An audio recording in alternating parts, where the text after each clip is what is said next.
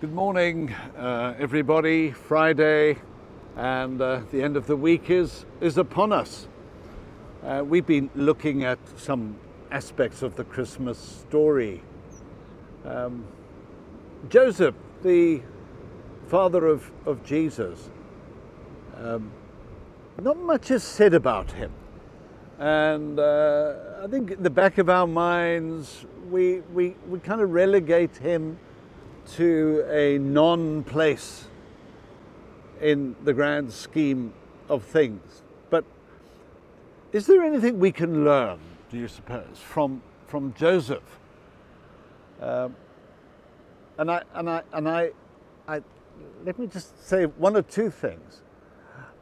I appreciate the way in which he was very sensitive to the needs of Mary.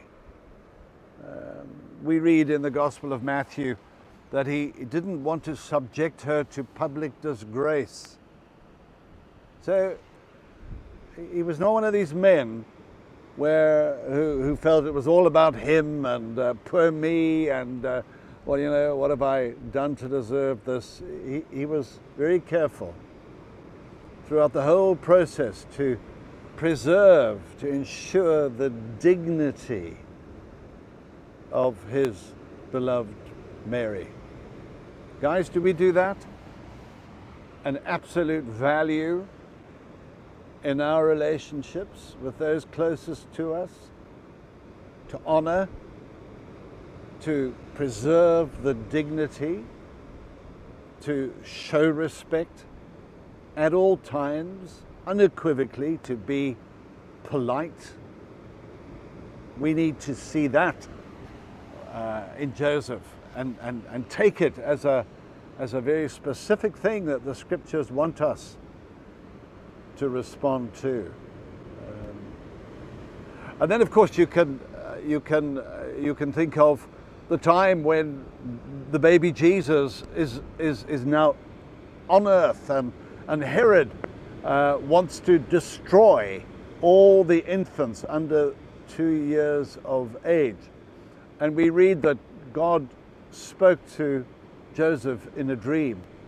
Now that's an interesting one.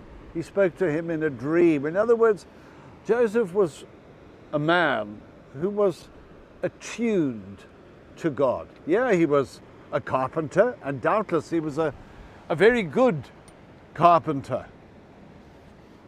And he was a man who worked with his hands. He would have been a rugged soul, would Joseph have been. And yet there was a deeply spiritual side to this man's personality and temperament. He listened and God spoke. Gosh, we need more men like that in our time. So don't forget Joseph in your reflection. Maybe that's a thought for you to consider for a few hours today. The place of Joseph in our faith and what we can learn from him. Great being with you this week. God be with you.